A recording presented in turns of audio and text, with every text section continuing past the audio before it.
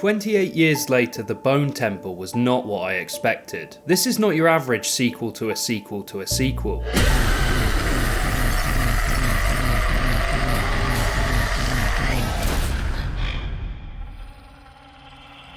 Of course, The Bone Temple continues on from Danny Boyle's 28 Years Later, which came out just last June. I have to admit, despite enjoying that film immensely and knowing both were shot back to back, with Alex Garland as writer, I was quite nervous to see The Bone Temple from the moment I learned it wouldn't be directed by Danny Boyle. His explanation made sense, to broaden and diversify the trilogy's creative vision, and on a more practical level, help manage the overwhelming scale of this production. 28 Years Later was largely held together for me by its masterful balance of tone. Shifting between fear, drama, comedy and tragedy, I felt this was perhaps best established and developed through its uniquely jarring but ultimately divisive editing style. The film also stood out as Danny Boyle's most inspired and captivating directing work in well over a decade. With all that said, it was difficult to imagine how Nia DaCosta's central chapter would compare. We had a lot of conversation and I remember him being like, yeah, I want to make sure we get some people with really good some physicality. I'm like, oh yeah, for sure. And he's like, yeah, who can do backflips and like really amazing things with their bodies. And I was like, why does he want that? But okay, whatever. And then I saw why, and I was like, oh wow, amazing.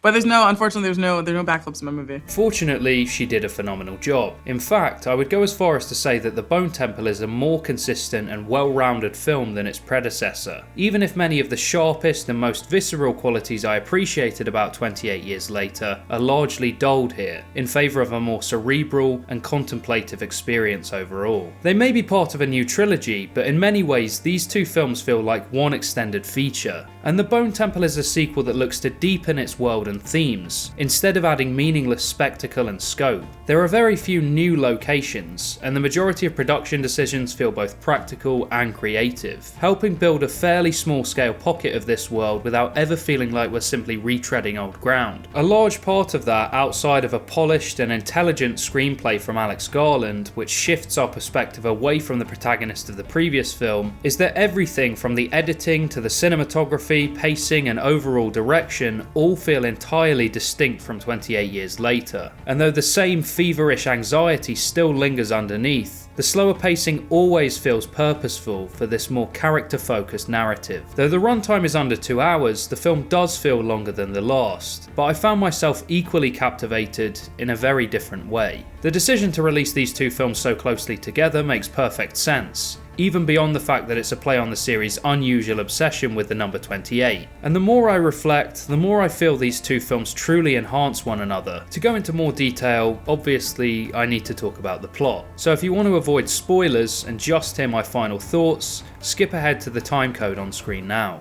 Picking up directly from the end of the previous film, we first resume the perspective of Spike, after encountering an infected slaying troop known as the Jimmies. As dark as it is absurd, they're both named and modelled after former BBC presenter, aka the most famous British paedophile of all time, Jimmy Savile. They never directly address Jim'll-Fix-It by name, but the gradual reveal that the Jimmies collectively worship Satan through his image and explicitly engage in violent acts under the guise of charity was genuinely quite disturbing. Sadly, this deeply unsettling source of inspiration was lost on a few American audience members. Jack O'Connell plays Sir Lord Jimmy Crystal, the Jimmy's psychologically deranged cult leader and the film's main antagonist. With such a pivotal role and potentially the most dialogue of anyone in the entire film, this material required an actor capable of balancing theatrical excess with menacing intensity. But there aren't many performers who could at the same time make this character feel so real. This is easily the best performance I've seen from O'Connell, and I have no doubt that we'll continue to see many more from him in his career. But equally, I'd be surprised if we ever see him portray a character quite like this again. As an aside, O'Connell is actually from the same town as me, so good on him for all the success and stuff. Letting Spike take a back seat for this narrative was the right choice. His character arc was largely completed in the previous film, and stepping back only made me appreciate Alfie Williams even more as a young actor. Ralph Fiennes is again outstanding as Dr Kelson, this film's central protagonist and emotional anchor. The way that Kelson gradually comes to find a new sense of purpose completely caught me off guard, and his relationship with Samson developed so organically that it took me a while to realise it would form such a central purpose in the film. Even with its frequent needle drops and dance sequences, this is a quiet quieter, more introspective journey than the first film, and focusing so heavily on Kelson brilliantly transforms the focus from survival horror to the grander, more existential themes the previous film teased. One of my favourite elements of the Bone Temple was how the film handled the Alpha, whom Dr Kelson named Samson, played by Chi Lewis Parry. Through careful direction and editing choices in these scenes, you genuinely feel a return to something resembling humanity. Seemingly tiny moments like a lingering shot of the moon, and subtle visual and sound design choices do so much of the emotional work, and I was sincerely surprised at how captivating this angle felt. Other zombie movies and shows have touched on the idea of people recovering from the virus and becoming human again, but here, even with just flickers of his previous life, I found myself really rooting for Samson's journey. I also really enjoyed all of the music choices in the film. Fitting with his character, the climax of the film is essentially a pyrotechnic dance sequence performed by Kelson, embodying Satan, set to the Number of the Beast by Iron Maiden. This was somehow the most cathartic, funny and exhilarating sequence in the entire film, again assisted by the unpredictability of Jimmy's reactions. In terms of personal nitpicks and subjective critiques, I only really have a few. The opening scene where Spike is forced to fight one of the Jimmys to the death is filmed and choreographed in a deliberately comical way. It kind of works, at least by the time it reaches its payoff, but as the opening of the film, it lacks the power and intensity of everything that follows. It's really the farmhouse sequence where I started to buy into the Jimmys as a compelling collective. In this scene, their dialogue cycles through just about every emotion imaginable,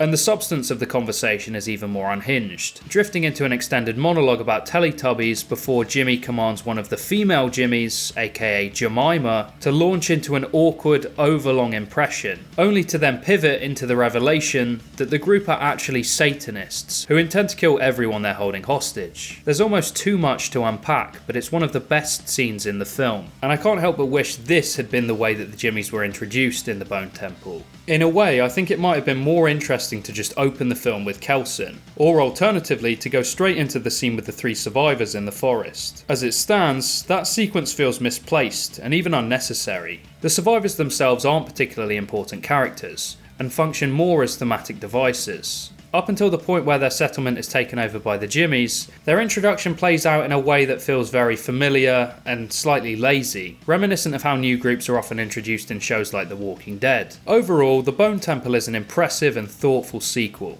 that helps to build this uniquely fascinating world from an entirely new angle. I was particularly impressed by the way it established a more human kind of horror for the trilogy, one rooted in the absolute worst that humanity has to offer, and how the film could just as meaningfully contrast that darkness with a character who represents the very best. While the film doesn't aim to replicate the same exact blend of visceral horror, dread and exhilaration that made 28 Years Later so compelling, and its central arc isn't quite as emotionally powerful, it stands as a disturbing and highly satisfying continuation, without ever feeling like it's expanding its scope unnecessarily. Both Fiennes and O'Connell's performances are remarkable, and DaCosta's direction, combined with a great script and countless standout visual and sound choices, results in a sequel that feels as considered as it is entertaining. Boyle has apparently expressed interest in returning to direct the third film, assuming the first two prove commercially successful enough to justify concluding the trilogy. Based on how The Bone Temple ends, the next installment feels not only possible, but like a legitimate and exciting prospect.